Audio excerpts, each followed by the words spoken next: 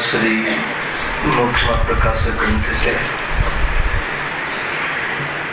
ત્રીજા અધિકાર ઉપર આપણે સ્વાધ્યાય ચાલી રહ્યું છે.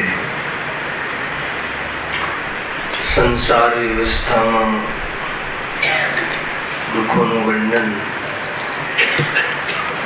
એ ટોપિક અહીંયા સમાપ્ત થયું.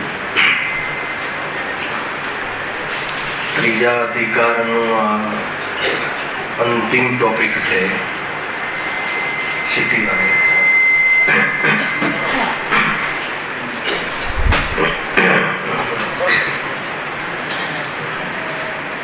મોક્ષ સુખ અને તેની પ્રાપ્તિનો ઉપાય. એક પ્રકારથી એ વાત અહીંયા સમજવી જોઈએ કે જ્યારે એ વાતની સિદ્ધિ કરી કે સંસારમાં સુખ છે જ નહીં, એકાંતે દુઃખ જ છે, એનાથી એવું કાંઈ સિદ્ધ થતું નથી કે મોક્ષમાં સુખ છે. સમજો આ ટોપિક અહીંયા શું કામ લીધું? મોક્ષ સુખ અને તેની પ્રાપ્તિનો ઉપાય. જ્યારે આગળ આટલી વિશેષ ચર્ચા કરી આવ્યા કે સંસારમાં દુઃખ જ છે, તો એનાથી કઈ મોક્ષમાં સુખ છે એ સિદ્ધિ ક્યાં થઈ?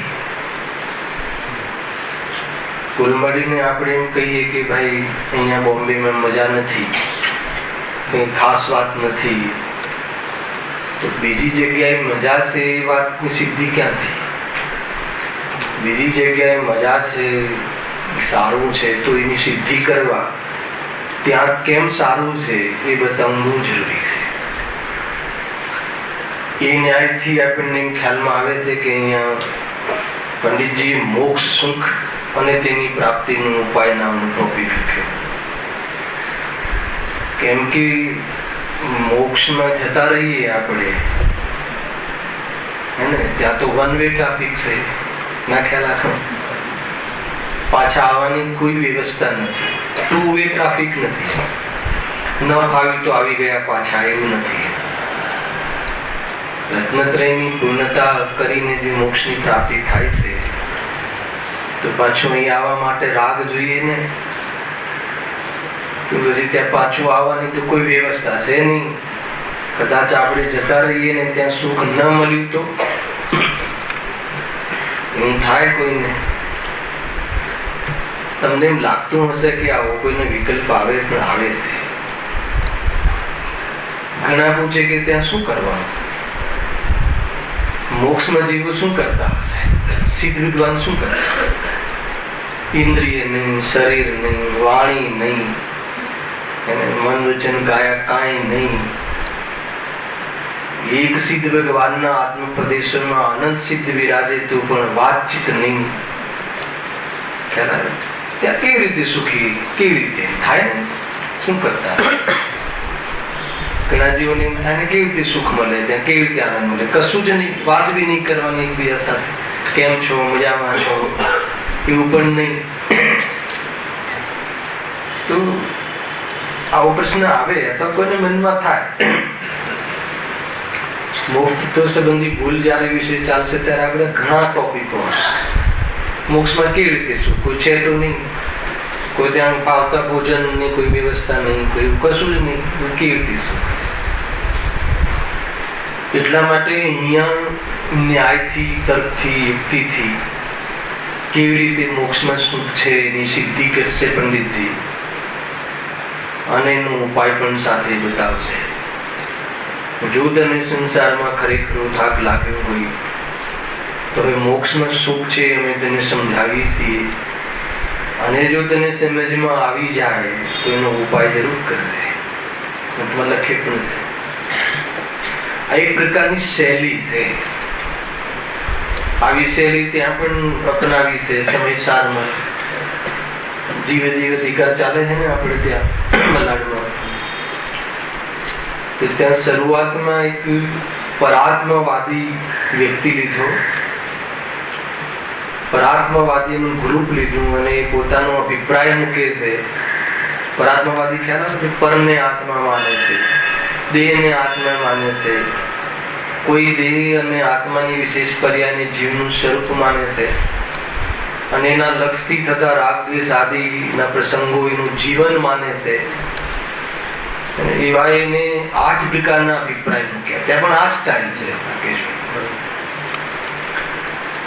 પ્રભુ તમે કહો છો કે શરીરનો ત્રણે કાળે આત્માનો અભાવ છે, રાગ દ્વેષ રહિત આ સ્વભાવ છે, અને રાગ દ્વેષ રહિત સુખી થવાય. અમને તો એવો જીવ કોઈ અહીંયા દેખાતો નથી, શરીર રહિત જીવ દેખાય છે કોઈ? કેવી રીતે માનીએ? ત્યાં પણ આ જ સ્ટાઇલ છે. તમે કહો છો કે રાગ દ્વેષ રહિત જીવ હોય છે અને રાગ દ્વેષ રહિત જ સુખી થવાય. અહીંયા તો આખું લોકમાં જ્યાં પણ અજ્ઞાની મુક્તાથી વિભાવ રૂપ મિથ્યાત્વ સહિત વિભાવ રૂપ પરિણતિને અધ્યવસાન કહે છે, અને અમે અધ્યવસાને જ જીવ કહીએ છીએ એમ કહ્યું ત્યાં. એટલે શું? જુઓ, કોઈ પણ જીવ કોઈને કોઈ શરીરને પોતાનું માને જ છે, કોઈને કોઈ વ્યક્તિઓને પોતાના કહે જ છે, કોઈને કોઈ ક્ષેત્ર ઘર આદિને પોતાનું માને જ છે, અને પોતાનું માને છે ને એના અનુસાર એને રાગ ઉત્પન્ન થાય છે ને રાગની પૂર્તિ કરવા. પોતાનું ઘર માને તો એને સાફ સુથરું રાખવા માટે, ઓર એ ડેકોરેટિવ રાખવા માટે, ઓર મતલબ કે સુવિધાજનક રાખવા માટે એ પ્રમાણે એને એ સંબંધી વિકલ્પ આવે છે, અને એ વિકલ્પની પૂર્તિ કરવા માટે આખું જગત લાગ્યું છે ને તમે કહો છો. અને એ દુનિયાને તેમાં કઈ ભૂલ લાગતી નથી, સ્ટેટસ છે ખ્યાલ આવે. અને તમે કહો છો કે પરદ્રવ્યથી ભિન્ન છે, ઘર તો આત્માને હોતું જ નથી, શરીરને આત્મા એ ભિન્ન છે. રાગાદિની પૂર્તિ કરવું એ તો દરેક જીવનું મતલબ કાર્ય થઈ રહ્યું છે.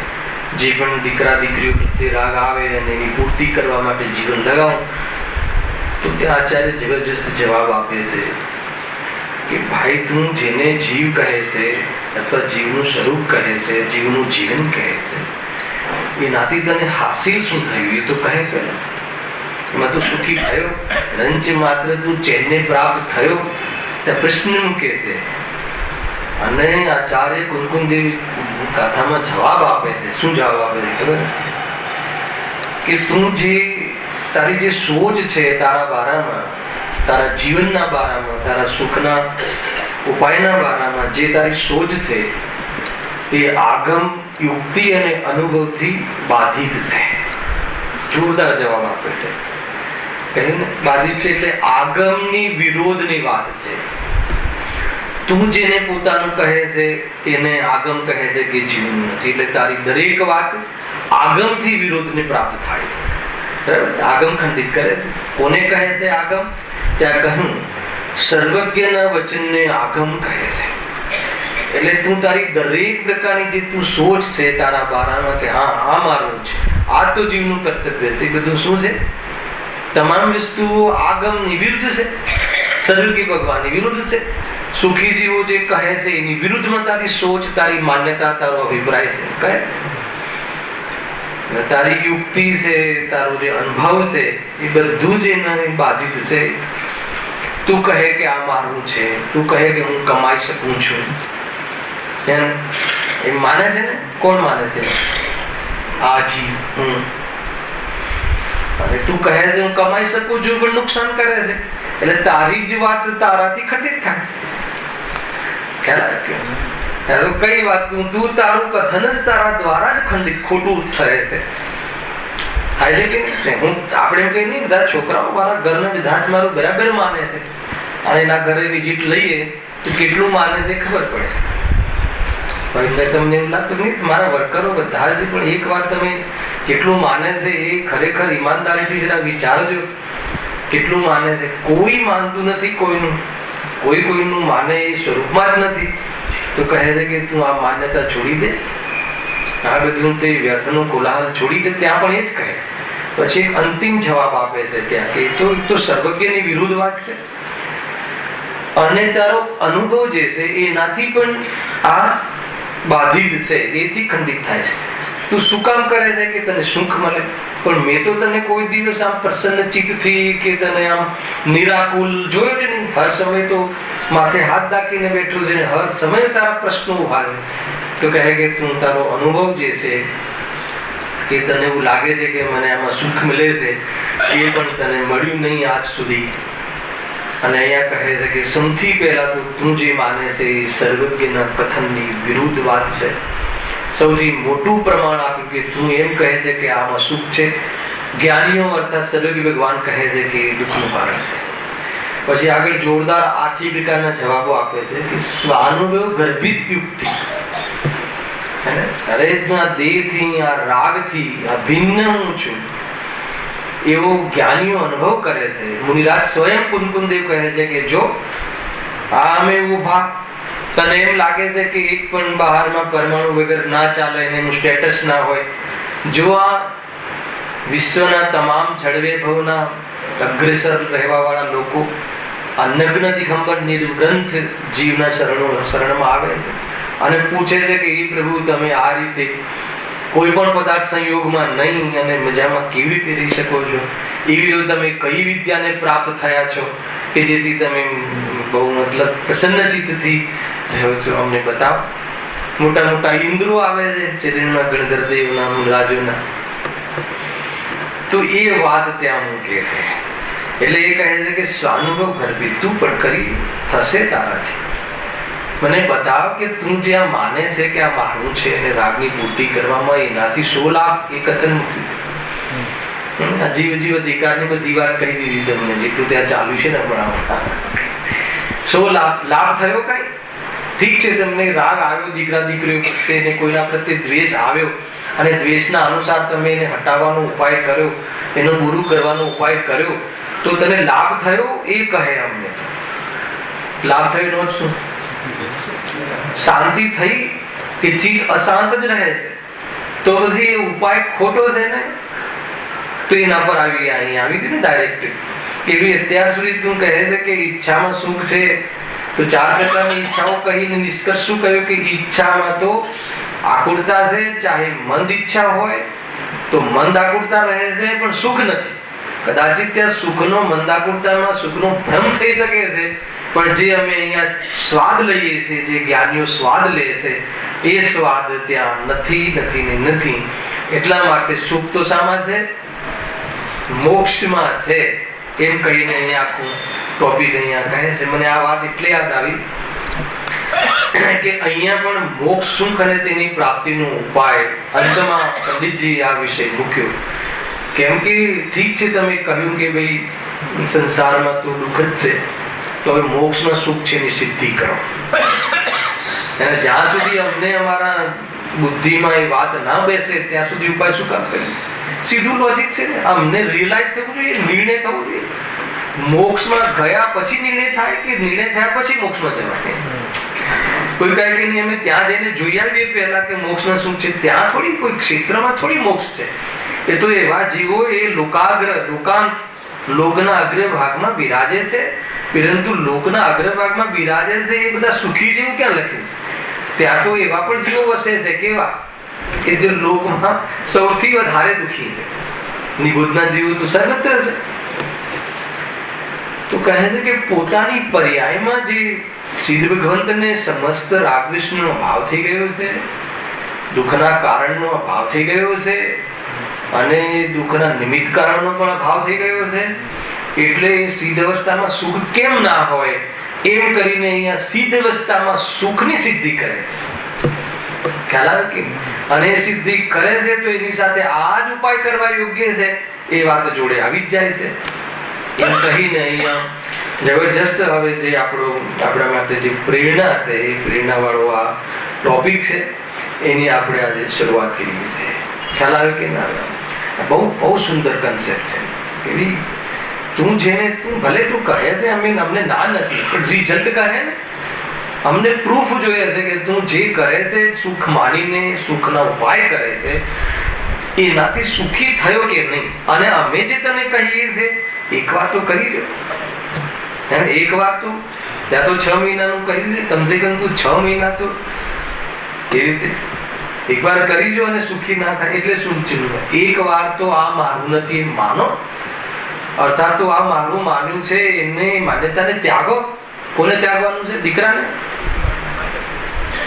દીકરાનો ત્યાગ કહ્યો છે કે દીકરાને મારો માન્યો છે માન્યતા ત્યાગવાનું છે.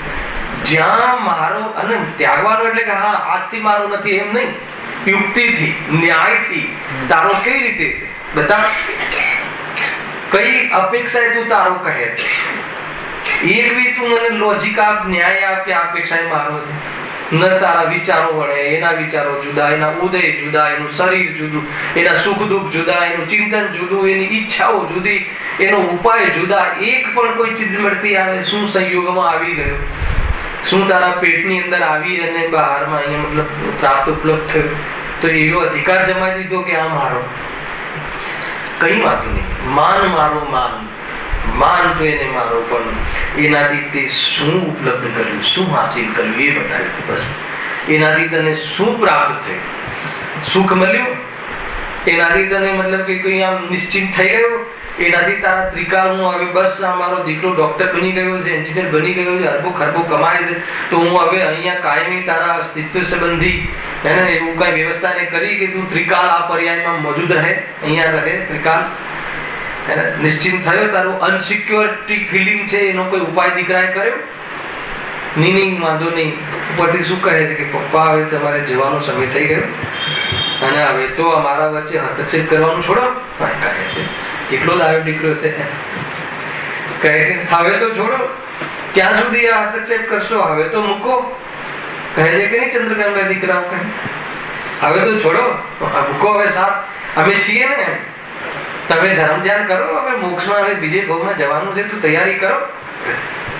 એ પણ એમ કહે છે તો એ આપણી આંખો ખુલતી નથી. વિચાર કરજો ભાઈ બહુ.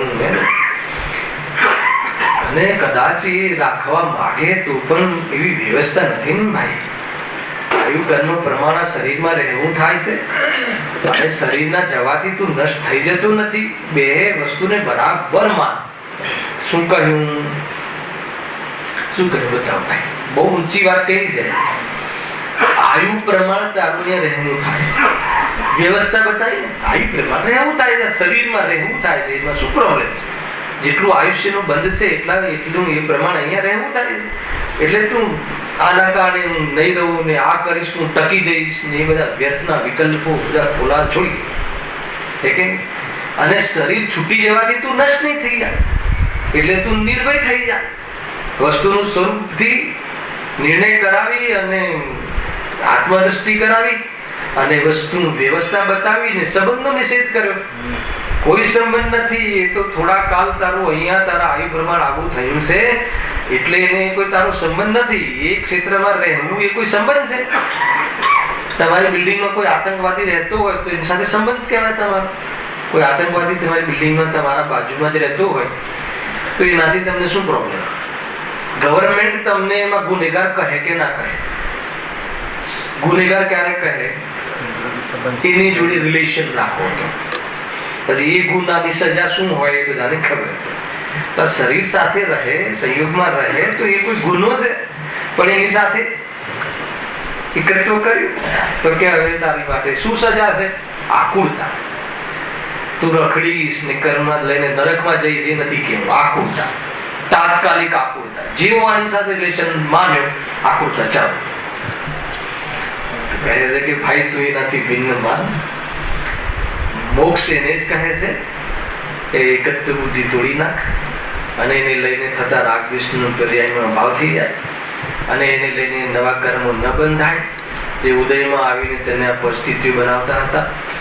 તો એ કર્મનો અભાવ, એ ભાવ કર્મનો અભાવ, અને એને લઈને બહારમાં બાહ્ય કારણનો પણ અભાવ, સંપૂર્ણ અભાવ થઈને એક આત્મા નિરંજન નિર્વિકલ્પ પર્યાયમાં પ્રગટ થઈ ગયો, પ્રાપ્ત થઈ ગયો, ઉપલબ્ધ થઈ ગયો. નિર્વિકલ્પ હતો, એ નિર્વિકલ્પ અનુભવ કરીને પ્રગટ કરી લીધું. શું થયું?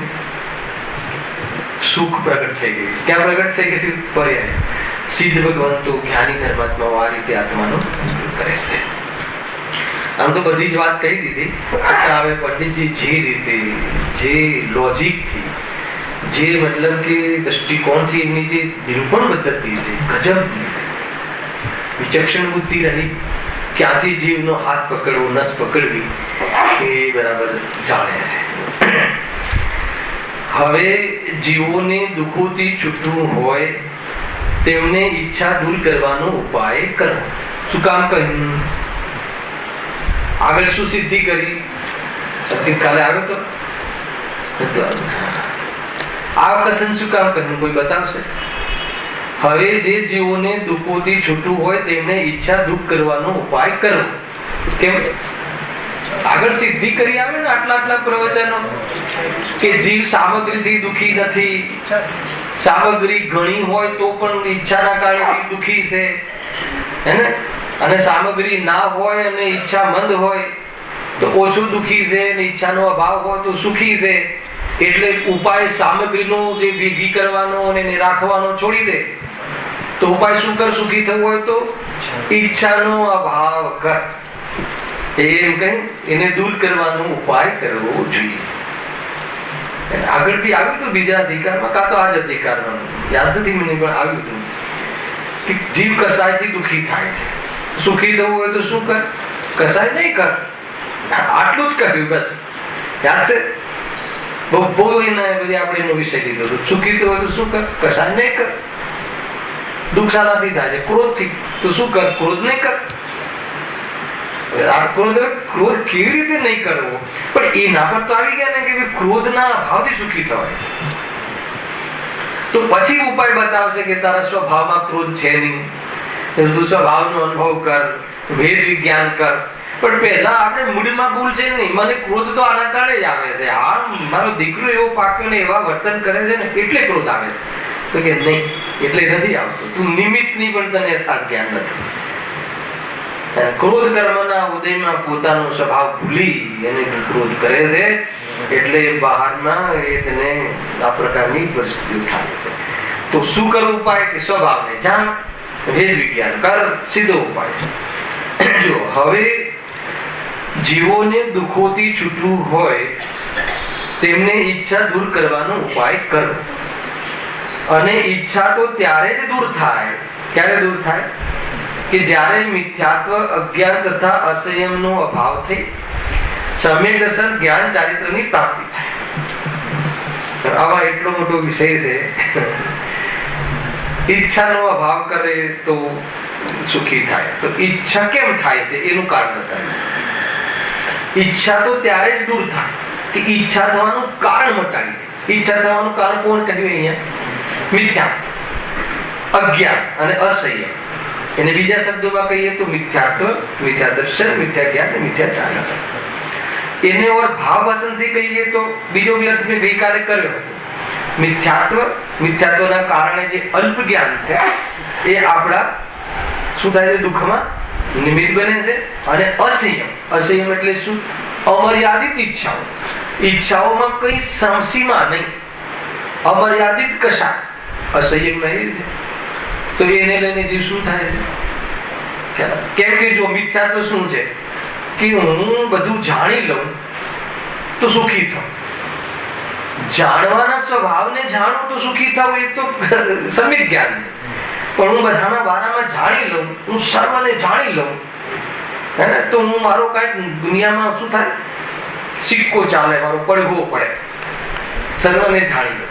હવે ઈચ્છા છે કે હું બધાને જાણી લઉં એવી ઈચ્છા છે. અને એમાં એની માન્યતા શું છે?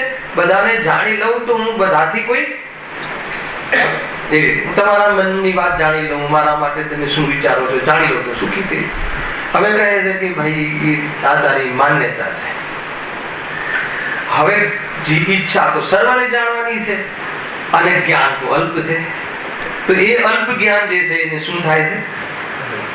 દુઃખમાં નિમિત્ત બને. જ્ઞાનથી દુઃખી નથી, અલ્પ જ્ઞાન સર્વ જાણવાની ઈચ્છાના કારણે અને સામર્થ્ય છે એટલે દુઃખી થાય છે. પછી બીજું શું છે કે બસ બધી જ ઈચ્છાઓ આ ઈચ્છા પ્રમાણે પરિણમી જાય તો સુખી થઈ જાઓ. અને ઈચ્છાઓ કેટલી છે? અમર્યાદિત છે.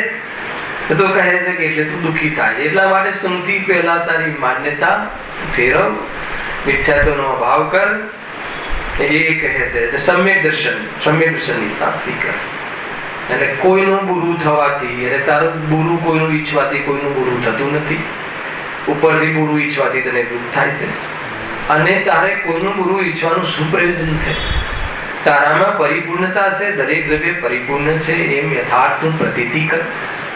અને એ પ્રમાણે તું સમ્યક જ્ઞાનમાં સ્વપનનો વિવેક રાખ. અને એના અનુસાર જે આત્મામાં જે ઉપયોગની સ્થિરતા રહે છે એ સમ્યક ચારિત્ર થયું અને એને લઈને જ આત્મા શાંતિને પ્રાપ્ત થાય છે. આ કોની વાત કહી? ભાઈ નિશ્ચય રત્નત્રય. ખ્યાલ પૂછતા હતા અભેદ રત્નત્રય શું છે અને ભેદ રત્નત્રય શું છે એની વાત પૂછી હતી ને. અભેદ રત્નત્રય સમ્યક દર્શન જ્ઞાન ચારિત્રની પ્રાપ્તિ થાય, મિથ્યાત્વનો અભાવ થાય, કાં તો સમ્યક દર્શન પ્રગટ થાય. શું છે સમ્યક દર્શન? કોને કહે સમ્યક દર્શન? સામાન્ય કથન પૂછું છું, આનો મારે અહીંયા વિસ્તાર નથી કર્યો. આત્મદર્શન અથવા પોતાનો પરિચય. હું કોણ છું? હું એક ચિન્માત્ર જ્યોતિ છું, હું ચૈતન્ય સ્વરૂપ છું અને આ શરીર જળ છે એટલે હું નથી, મારું નથી, એવી પોતાની ઓળખાણ, એવો વિશ્વાસ થાય તો શું થાય? હું ચૈતન્ય સ્વરૂપ છું તો મારામાં કઈ ખોટ જાય તો દુઃખી થાવ. અને શરીરનો વિયોગ થાય તો હું દુઃખી શું કામ થઉં છું? જ્યાં મારું નથી. તો આત્માની જયારે આવી પ્રતીતિ થઈ એનું નામ સમ્યક દર્શન. બરાબર. અને જ્ઞાનમાં શું થવું જોઈએ? જ્યારે પણ જ્ઞાન ગેયોનું જ્ઞાન કરે, એને કાળું થોડું તીખું ખાટું બધું જાણે તો એ જાણવામાં જ્ઞાન એ રૂપે થતું નથી. એ ખાટું એ ઉદ્ગલનો સ્વભાવ છે અને એ સંબંધી જ્ઞાન થવું એ જ્ઞાનનો સ્વભાવ છે. અને જ્ઞાનમાં રહીને જ્ઞાનને પ્રગટ કરીને સર્વને જાણે જ્ઞાનનો સ્વભાવ છે. આમ સ્પરને જ્ઞેયોને જાણવા છતાં એ રૂપે થઈ જતું નથી અને જ્ઞાન રૂપ પર રહે છે. એવું સ્વપરનું ભેદ વિજ્ઞાન રહે એ સમ્યક જ્ઞાન. અને આ રીતે સમ્યક દર્શન સમ્યક જ્ઞાન જેને પ્રગટ થયું હોય એનો ઉપયોગ શું રહે છે? વિચલિત ન થાય, સ્થિર રહે. એનું ચારિત્ર આવું સમ્યક દર્શન જ્ઞાન ચારિત્રની જેની પર્યાયમાં ઉત્પત્તિ થાય એ અસ્થિથી અર્થાત આના વિરોધમાં મિથ્યા જ્ઞાન, મિથ્યા દર્શન ને મિથ્યા ચારિત્રનો અભાવ થાય એ નાસ્તિથી એવી પરિણતિમાં શું થાય છે? સુખ પ્રગટ થાય છે. આટલું કહ્યું સામાન્ય કથન. જો આગળ માટે એ કાર્યનો ઉદ્યમ કરવો યોગ્ય છે. કયા કાર્યનો? સમ્યક દર્શન. શું કરવાનું સમ્યક દર્શનમાં? કેટલા શાસ્ત્ર વાંચવાના, કેટલા વર્ગ ચડાવવાના, કેટલી યાત્રાઓ કરવાની, અથવા આ બધું કરવામાં શું નક્કી કરવાનું? એક જ ભાઈ, સ્વ શું છે ને પર શું છે. બહુ જોરદાર વાત છે. હું કોણ છું, મારામાં કયા કયા ગુણ છે, ખ્યાલ આવ્યો કે નહીં? આ મનુષ્ય ગતિ મને કેમ મળી? સાંભળજો એક વસ્તુ. મનુષ્ય ગતિ મને કેમ મળી? હું અહીંયા કયા ભાવોથી આવ્યો છું? 3. ચોથું કઈ કીધું હતું કે અહીંયા આવવાનું મારું પ્રયોજન શું છે, અથવા મારું સાધ્ય શું છે, શું કરવું જોઈએ મારે? અને જો મારું સાધ્ય મોક્ષ માર્ગ છે તો એ મોક્ષ માર્ગના સાચા ગાઈડ કોણ છે? આવો વિચાર પ્રતિદિન કરવો જોઈએ. અને જો આવો વિચાર પ્રતિદિન ન કરે તો એનો ઉપયોગ ક્યાં જાય છે? અયોગ્ય સ્થાને પ્રવર્તે છે. આ મેટર સૌથી પહેલા હું કોણ છું નો વિચાર કરવો જોઈએ. તો બતાવો હું કોણ છું, એમાં શું વિચાર કરવો જોઈએ? બતાવો. એ સૌથી પહેલા હું તમને આજે એ બી ચલો એ તરફ જઈએ આપણે. અને એ હું કોણ છું શું વિચારવું જોઈએ? એમાં શું વિચાર કરવો જોઈએ એની મેટર તમને બતાવો. હું કોણ છું? તો હું ચિન્હ માત્ર જ્યોતિ છું. હું ચૈતન્ય આકારને લીધે, આકાર એટલે શું? સ્વરૂપ. ચૈતન્ય સ્વરૂપને લીધે, હું ચૈતન્ય સ્વરૂપ છું એને લીધે જે આ નર્ક નારકાદી જે પર્યાયો જે સંયોગમાં પ્રગટ થાય છે એ બધા ભેદભાવ રૂપે, એ બધા ભેદ રૂપે હું થતો નથી. તે બધું શું છે? એ બધું શું છે? એ બધા કેરેક્ટર છે, એ બધા વેશ છે, એ બધા પૂર્વમાં કરેલા કર્મ નિમિત્તથી થવા વાળી અવસ્થાઓ છે. એ અવસ્થાઓ થવા છતાં હું કોણ છું? નર્ક નારકાદી રૂપે હું સ્ત્રી નથી, હું પુરુષ નથી. સ્ત્રી અને પુરુષ બાહ્યનો એક વેશ છે, એક ડ્રેસ છે, એક રોલ છે, કેરેક્ટર છે. એ મારું સ્વરૂપ નથી.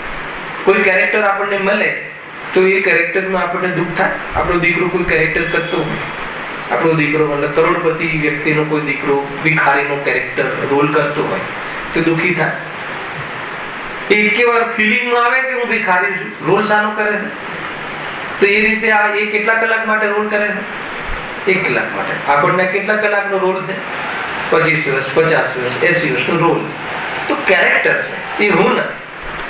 પણ ક્યારે ખ્યાલ આવ્યો? ચિન્હ માત્ર જ્યોતિ, ચૈતન્ય સ્વરૂપ છું. એ સ્વરૂપની ઓરથી જો વિચારે તો આ જે બધા ભેદભાવો છે, આ બધા જે ભેદરૂપ જે છે, દર્દારકાથી જે ભેદ પડે છે, એ બધા ભેદ રૂપે આ જીવ ક્યારે થતું નથી. થયો કોઈ દિવસ? આગળ કેટલી પર્યાયો કરી એમાંથી કે છે અત્યારે? અરે આજ ભાઈ આગળ કેટલા રૂપ કર્યા ચેતનના રહેવા છતાં. તો ચેતન તો એનો એ જ છે, જાણવા વાળો. પણ એ બધા રૂપ તો જતા રહ્યા. એનો અર્થ એ બધા રોલ છે, આવીને જાય છે, પણ હું ચેતન સ્વરૂપે કરું. સૌથી પહેલા પોતાના બારામાં એ વિચાર કર્યો. બીજું શું વિચાર કરવો છે? હું ટંકોદ કીર્ણ એક ગયા એક ભાવ છું. એ ભાવ વડે શું નિર્ણય કરવો જોઈએ? એના કારણે અમારા જે નવતત્વ રૂપ છે, આ બધા જે ભાવ થાય છે એ ભાવ રૂપે હું થતો નથી, અથવા એ ભાવને હું મારું સ્વરૂપ માનતો નથી. મારી પર્યાયમાં થવા વાળા રાગાદી ભાવો એ રૂપે હું થતો નથી, એટલે હું મલિન થતો. જો એક ચૈતન્ય શુદ્ધ છું, પહેલા હું એક છું, હું શુદ્ધ છું, એ તમે સમજો. શુદ્ધ છું નો અર્થ શું? કે જ્યારે હું બહારમાં કોઈ અમીર, કોઈ ગરીબ, કોઈ રાગી, કોઈ દ્વેષી, કોઈ વિતરાગી, એ બધા શું છે? નવતત્વ રૂપ ભેદ છે. તો એ તો હું એ રૂપે જીવને માનતો જ નથી. હું તો ચૈતન્ય સ્વરૂપ માનું છું. હું ચૈતન્ય સ્વરૂપ માનું છું એટલે કોઈ વિતરાગી ને કોઈ રાગી એવા પક્ષપાત મારી પરિણતિમાં થતા. ચલો કોઈ બહારમાં ઘણી સામગ્રી છે, કોઈ અમીર છે, બહારમાં કોઈને સામગ્રીની હિંમતા છે, ગરીબ છે, પણ તમને ચૈતન્ય સ્વરૂપ જોવાની દ્રષ્ટિ થઈ ગઈ. ખ્યાલ આવ્યો કે ખરેખર કોણ છે? અમીર છે ચૈતન્ય છે કે અમીર છે? ચૈતન્ય સ્વરૂપ છે. ગરીબ છે ચૈતન્ય સ્વરૂપ છે કે ગરીબ છે? તો એ ચૈતન્ય સ્વરૂપ છે એની સાચી ઓળખાણ છે કે ગરીબ છે સાચી ઓળખાણ છે? તમને બીજા ભાવમાં મળશે તો એવી અવસ્થામાં મળશે કે ચૈતન્ય રૂપે મળશે? તો જો ગરીબ છે એવી ઓળખાણ રાખશો તો તમારી માનતા ખંડિત થશે. અને વર્તમાનમાં કોઈ ગરીબ ને કોઈ અમીર એમ ભેદભાવ કરશો તો તમારી પર્યાયમાં અશુદ્ધતા પેદા થશે, મલિનતા. પણ હું જ્યાં બધાને ચૈતન્ય એક ટંકોત કિરણ ગાયક ભાવ વડે બધાને જોઉં છું, જાણું છું, અનુભવું છું, એટલે મને આવા ભેદભાવ. તો આ રીતે પોતાના આ રીતે જોવું તો આપણે તો મૂકવાનું જેવું થયું ના હોય. આ રીતે જોવું તો ખરેખર આ રીતે જોતા જોવામાં આવે તો રાગદ્વેષ પેદા થવાના કોઈ કારણ જ નથી. બધાને ચેતન સ્વરૂપ જુઓ અને છે એમ જુઓ ને.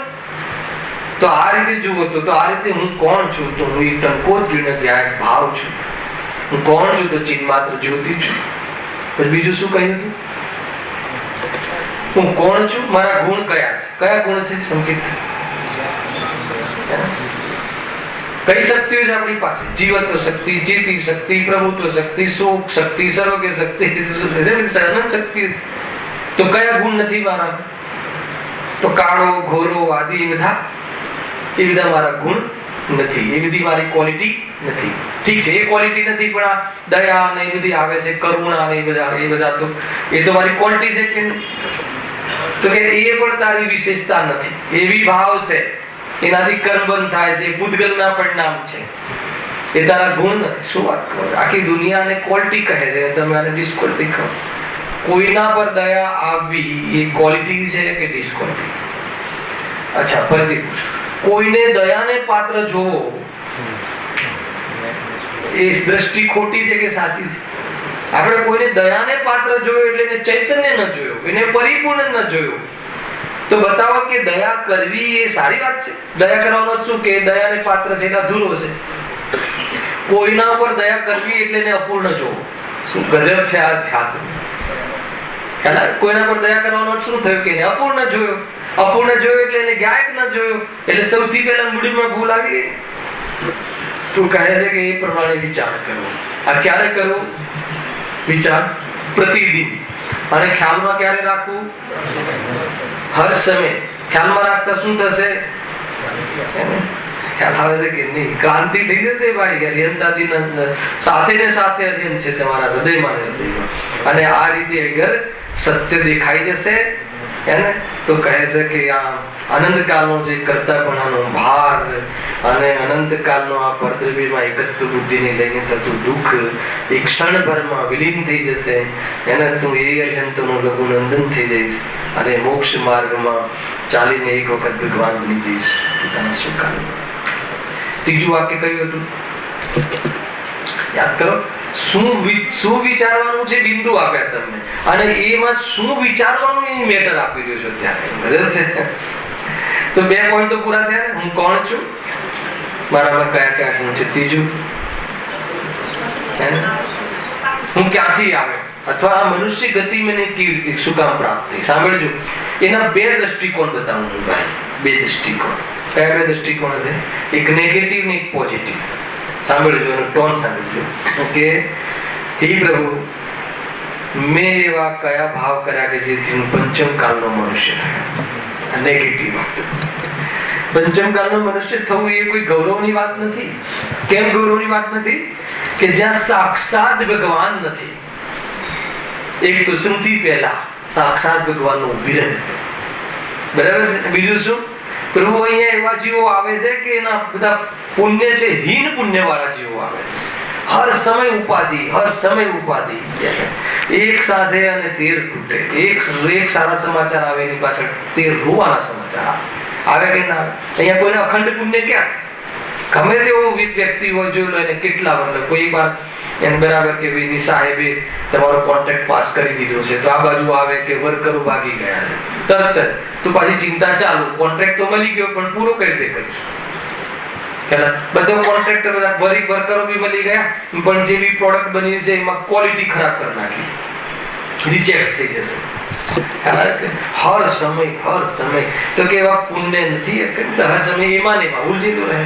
પ્રભુ એવા મેં કયા ભાવ કર્યા. હવે જે પણ કોઈ કર્યા તે, પણ હવે એવા ભાવ નથી કરવા કે જેથી મને આ સાચા દેવશાસ્ત્ર ગુરુ ન મળે અને એવી તક મારી છીનવાઈ જાય. જીયા કબ તક ઉલ જોગે સંકલ્પ વિકલ્પ હોને કબ તક ઉલ જોગે. ક્યાં સુધી? ખ્યાલ આવે છે કે નહીં? તો કહે છે કે મેં એવા કયા ભાવ કર્યા કે જેથી મને આ પ્રમાણેની બહારમાં. કોઈ સ્ત્રી પર્યા વાળા એ રીતે વિચાર કરી શકે કે પ્રભુ મેં એવા કયા ખોટા ભાવ કર્યા કે જેથી મને આ પંચમ કાળમાં ને એ પાછું સ્ત્રી પર્યાય રૂપ મનુષ્ય અવતાર મળ્યો કે જેમાં મુનિ જેવો પુરુષાર્થ કરવાનો પણ યોગ્યતા મારી પર્યાયમાં નથી. તો એવા મેં કયા કાર્યો કર્યા. આપણને મુનિ બનવાની જે યોગ્યતા છે અત્યારે પર્યાયમાં ક્ષમતા છે, તો એમાં કયો પુરુષાર્થ કર્યો તો આપણે? એવા કોઈ શુભ ભાવ કર્યા તો પર્યાયમાં ક્ષમતા મળી છે. પણ ક્ષમતા મળવાથી શું? ક્ષમતા અનુસાર ઉદ્યમ કરે અને એ પ્રમાણેનો પ્રયોગ કરીને પ્રગટ કરે તો લાભ, નહીં તો ક્ષમતામાં રહી જશે. દર્શન કરવાની ક્ષમતા છે કે નહીં? પણ બીજા ઉલઝેલા રહે, બીજી દ્રષ્ટિ ચાલતી હોય, બીજા દર્શન બહુ સારા લાગતા હોય, બીજા દર્શન એટલે ખ્યાલ હોય કે ક્યાંથી રીતે કાર્ય થવાનું? આ એનું નેગેટિવ પક્ષ થયો. પછી બીજું પોઝિટિવ શું છે બતાવો? દરેકને કેવું છે? ભલે હું પંચમ કાળનો મનુષ્ય થયો પ્રભુ, પણ મને અહીંયા જૈન કુલ મળ્યું છે અને જૈન ધર્મ મળ્યું છે, સાચો ધર્મ મળ્યું છે, જીનવાણી મળી છે. અરહંત પ્રભુ ભલે તમારો વિજય છે, પણ તમારો અરહતવાણીનો અંશ અહીંયા જીનવાણી સમર્થ આચાર્ય કુંકુમ દેવ અમરચંદ્ર દેવ એવા મહાન આચાર્યો દ્વારા લિખિત આ પંચ પરમાગમ અમને પ્રાપ્ત થયા છે. એને સમજાવવા વાળા ગુરુદેવ મળે. શું નથી મળ્યું? મારે મારું કાર્ય કરવું હોય આત્મદ્રષ્ટિ કરવી હોય તો મને આ કાળ, મને આ પર્યાય કાંઈ નડતી નથી. મારે કાર્ય કરવું હોય તો એવા બહારના નિમિત્તો મળી ગયા. તો શું કરવું હવે? શું વિચાર કરવાનો? માટે એ જે બહારમાં યોગ્ય નિમિત્ત મળ્યા છે, બહારમાં ચાન્સ મળ્યો છે, એ અનુસાર મારે ઉદ્યમ કરવો જોઈએ. આ ક્યારે વિચારવાનું? ક્યારે વિચારવાનું એ પણ યાદ કરાવું છું તમને. પ્રતિદિન સવારે ઉઠીને ધ્યાન ક્યારે રાખવાનું? ક્યારે રાખવાનું? જ્યારે ગમે એટલો મોટો ઓર્ડર મળ્યો હોય, એવી અનુકૂળતા હોય, કે ક્યારેક શરીરમાં જબરજસ્ત કેન્સરનો રોગ થયો હોય. બંને પરિસ્થિતિઓમાં આ વાત યાદ રાખવી કે હું કોણ છું, મારામાં કયા ગુણ છે. આ મનુષ્ય ગતિને હું અહીંયા આવ્યો છું, અને તો અહીંયા આવ્યો છું તો હવે મારે શું કરવું જોઈએ? આ વાત યાદ રાખવી છે. આ અહીંયા કહું ને, મોક્ષ સુધી પ્રાપ્તિનો ઉપાય આવી જશે એમાં બધું. પછી ચોથું શું કહ્યું હતું ભાઈ? અહીં મારે શું પ્રાપ્ત કરવું છે? શું પ્રાપ્ત કરવું છે ભાઈ? તમારું શું ટાર્ગેટ છે? તમારું શું પ્રાપ્ત, તમારું શું મતલબ કે એમ છે, ધ્યેય છે? બધા બતાવે એક વાર કરતી તો આપણે 12 વાગી જશે. શું એમ છે આપણા બધાનો? એમ શું છે? શું પ્રાપ્ત કરવું છે? કે આપણું છે શું અને હોવું શું જોઈએ? બે પૂછું છું. છે શું કે મને મારો તો એ છે ધ્યેય, એ પ્રાપ્ત કરવાની ઈચ્છા છે. શું છે કે મને આ પાંચ ઇન્દ્રિયના ભોગોની સામગ્રી મને ભરપૂર મળે અને એની અનુકૂળતા મળે. મારે તો એ પ્રાપ્ત કરવું છે. એટલે ઉપાય કરતા દેખાઈએ છીએ તો કહે છે કે મારે એ પ્રાપ્ત નથી કરવું. છે કે નહીં? શું પ્રાપ્ત કરવું છે? શું છે સાધ્ય આપણું? મોક્ષ માર્ગ. હવે આ 4 ગતિમાં મારે ફરવું નથી. બહુ થઈ ગયું પ્રભુ, હવે મારે રખડવું નથી. હર સમય બહારમાં આટલો બધો ઉપયોગ, મારો ચેતન ઉપયોગ એક સમય અંતર મુહૂર્ત આપી દીધું હોત તો પ્રભુ હું ભગવાન બની જાત. એના બદલે મેં બહારમાં આટલી અનેક પ્રકારની સામગ્રી ભેગા કરવામાં ઉપયોગ લગાવ્યો. અને એમાં પણ કોઈ પુણ્યનો ઉદય હોય ત્યારે ક્યારેક કોઈક વાર કાકતાલીક ન્યાય મળ્યું, અને મળવા છતાં પણ મને આકુરતા જ રહી. ત્યારે પણ એક સમય માટે ચેન્નઈ પ્રાપ્ત ન થયું. એટલે મારે હવે ખોટનો ધંધો કરવો નથી. મુકુંદભાઈ, માર્ચ એન્ડિંગ પરથી શું આવ્યું? તમે બેલેન્સ શીટ કહો. તમે તારે કહો બેલેન્સ શીટ નું શું આવ્યું? નફો કે નુકસાન? કેટલું છે કે નહીં? બહુ જબરજસ્ત. જિંદગીમાં કેટલું કમાણા રે, જરા સરવાળો મારજો. અને એ સરવાળાનો જવાબ શું આવશે? માઇનસ માઇનસ માઇનસ જ આવશે. કેમ કે જિંદગીમાં કોઈ દિવસ સુખની કમાણી થતી નથી. કેમ કે આફ્ટર ઓલ દરેક જીવનો ગોલ જે છે, દરેક જીવનો જે ધ્યેય છે, એકમાત્ર સુખી થવું છે. તો એના માટે જે પણ કંઈ આપણે કર્યું તો નફો થયો તો ત્યારે જ કહેવાય. ક્યારે કહેવાય? કે જ્યારે સુખી થયું. કેટલા સુખી થયા? જિંદગીમાં કેટલું કમાણા રે, જરા સરવાળો મારજો. ગીત ગાઈએ ને આપણે, પછી ગીતની તો મજા આવે, પણ સરવાળો મારવામાં, સરવાળો મારે કહો તારે કેટલું છે? નફો છે કે નુકસાન છે એટલું કહો. બસ મારે એટલું જાણવું. જો તમે નફો કહો કહેશો તો કેટલું થયું એ બતાવજો, અને નુકસાન કહો તો પૂછવાની જરૂર નથી. પૂછી લઈએ કેટલું નુકસાન? અરે એટલો ખોટનો ધંધો કર્યો, એટલો ખોટનો ધંધો કર્યો, કેટલો ખોટનો. અનંત કાળનું સુખ પ્રાપ્ત કરવાનો જે અવસર છે એ ચૂકી ગયો. એનાથી મોટો ખોટનો ધંધો કયો હોઈ શકે? શું ચૂકી ગયા? શું કરવા જતા? બહારની જે કમાણી છે એ કમાણી કરવામાં, અને એ કમાણીમાં સુખ છે એવી સ્વચ્છંદ પ્રવૃત્તિના કારણે પ્રભુ મેં આ જીવનમાં જે સાચું સુખ છે, કે જે બનારસી દાસે કહ્યું છે, શું કહ્યું છે કે એક સમયનું સુખ તો અનંતકાલ ખાઓગી. એવી જાતિનો જે આ પ્રોગ્રામ, એવી જાતિનો અવસર ચૂકી ગયો છે. यदि अवसर चूका तो भव भव पछताएगा. तो जયારે કાલ અનંત काल अनंत बोलो दुख कागन छाएगा, अरे काल अनंत रे दुख कागन छाएगा। समझ में आवे? जिया कब तक उलझोगे संकल्प विकल्पों में। એના જૈન ધર્મ નહીં મળે છે કે યાદ છે તમે? બે ઘડી બોલું જરા. यदि अवसर चूका तो भव भव पछताएगा, फिर काल अनंत रे दुख कागन छाएगा। यह नर भव कठिन महा किस गति में जाएगा।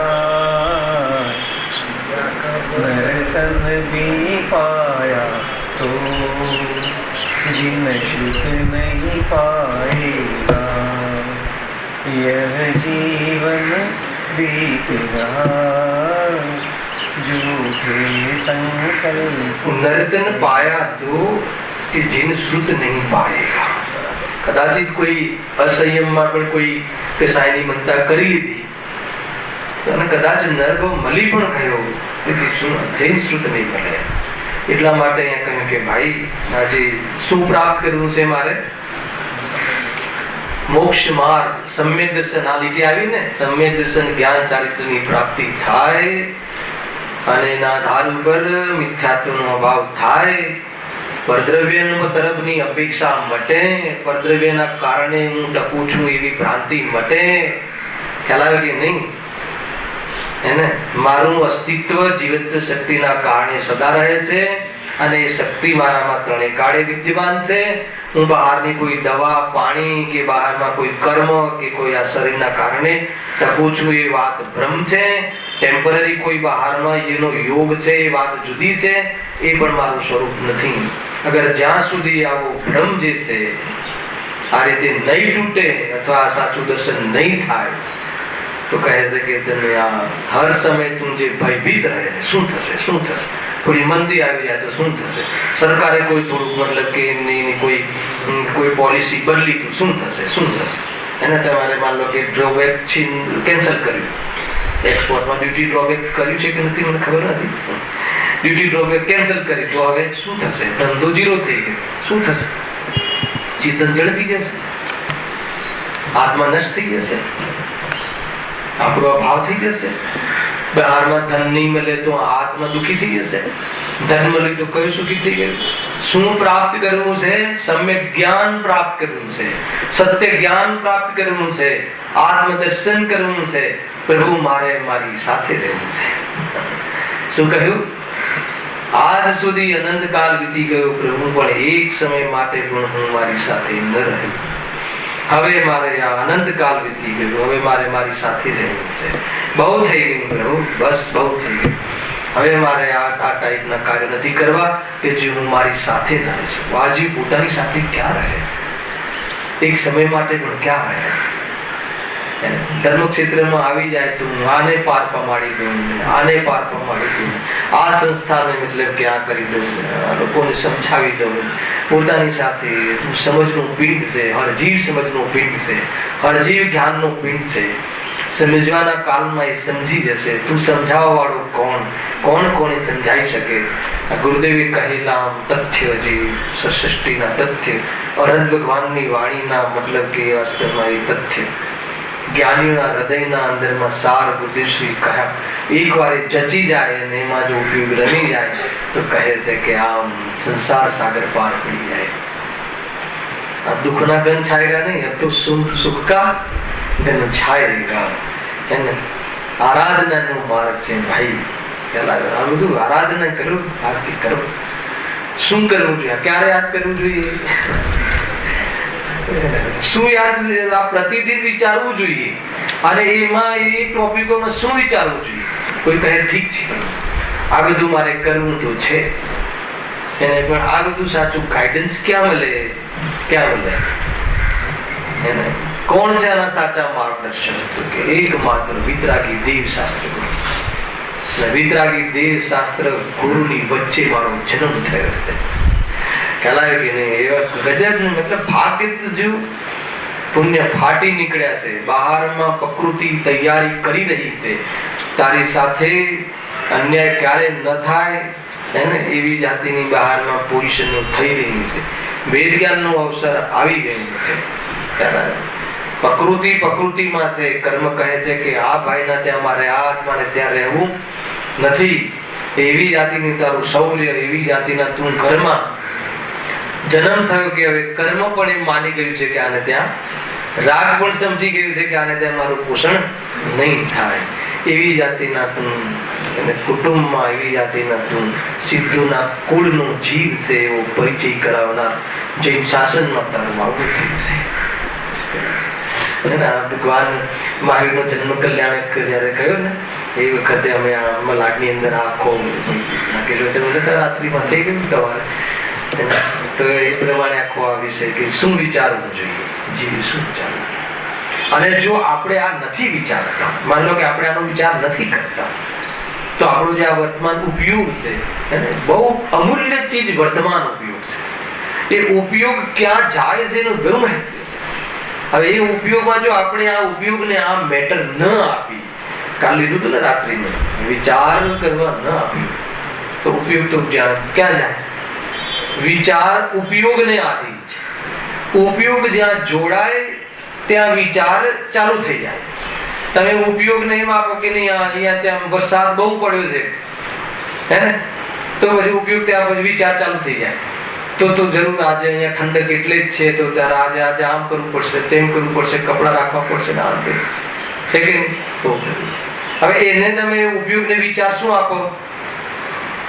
દેહ આત્માનો ક્યારે થયો જ નતો, તરત તો વિચારો એ બાજુ છે. વાત તો સાચી છે, ઉપયોગ દેહ તો થયો જ ને, કેવી રીતે મારો થાય એ તો જતો રહે છે. તો આમ ઉપયોગ એ બાજુ વિચાર, ઉપયોગ જ્યાં જોડાયો તો વિચારો એ સંબંધી વિચારે ત્યાં. અને એ વિચારો થાય એમાં શું થયું? એ વિચારમાં સત્ય માર્ગ દેખાઈ ગયો. સત્ય માર્ગ દેખાઈ ગયો એટલે એમાં શ્રદ્ધા થઈ ગઈ અને એમાં વિશ્વાસ આવી ગયો. એમાં વિશ્વાસ આવી ગયો તો શું થઈ જશે? ઉપયોગ સ્થિર થઈ જશે, વિચલિત નહીં થાય. ક્યારે નહીં થાય? ઉદયો ગમે તેવા આવે, શરીર તૂટે ફાટે, જે પણ થાય એને તમારા ત્યાં લેબોરેટરીમાં એવો રિપોર્ટ આવે કે તમારામાં કેન્સરના અણુ છે, તો કહે કે ભાઈ ખોટું છે, મારો અંશ તું એક વખત ચેક કર, એમાં તો કોઈ દિવસ આ તારા આવશે જ નહીં. આ પ્રકારનું કે તું શું ચેક કરે? અમારે તો સર્વગી ભગવાનની લેબોરેટરીમાં પરીક્ષણ કરેલી ચીજો છે અને એ પ્રમાણે અમે અમારા અવલોકન ને પરીક્ષણ કરીએ છીએ. તો અમારામાં કોઈ હિમોગ્લોબિન ઓછું છે કે વધારે છે એ વાત જ નથી. અમારામાં હું હિમોગ્લોબિન થી જીવતો જ નથી, એટલા માટે મને હવે ચિંતા નથી કે કેટલા ટકા થઈ જાય. તો કોઈ કહે કે આવું શક્ય છે કે હા શક્ય છે. જ્ઞાની ધર્માત્માઓ એ દશાને પહોંચ્યા આ રીતે દ્રષ્ટિ કરીને બહારમાં જીવન. હું તો વારંવાર આ કહું છું, તમે જોઈ લો કેવું બળ છે કે જેથી કરીને આજે પણ આવ્યું પ્રાણી સંયમ, ઇન્દ્રિય સંયમ, સાધ્યના બળ દ્વારા એટલે કસાયને મર્યાદામાં લાવીને નિષ્કસાય સ્વભાવની અંદરમાં સેવન કરે, અમૃતનું સેવન કરે તો એ અમર થઈ જાય છે. અમર થઈ જાય. આ ભેદ વિજ્ઞાન રૂપે અમૃતનું સેવન કરે તો એની પર્યાય મરણના ભયને તો હાલ છોડી દેશે અને એવું અંતિમ ભાવ અર્થાત તો એને 2-5 ભાવમાં એવો ભાવ આવી જાય છે કે જે હવે ફરી જન્મ ન થાય અને નિર્વાણને પ્રાપ્ત થઈ જાય. આ રીતે આ તો તમને આ જે ટોપિક છે ને મોક્ષ સુખ અને એની પ્રાપ્તિનો ઉપાય, એના પહેલા એ સાંભળવામાં રસ જાગે ને એટલા માટે હું તમને આખું આ એક પ્રકારથી આ વિષય કહ્યો. આમાં તો ઓર બી જોરદાર નિરૂપણ કર્યું છે ને, એ આપણે નેક્સ્ટ રવિવારે વિશેષ ચર્ચા કરીશું.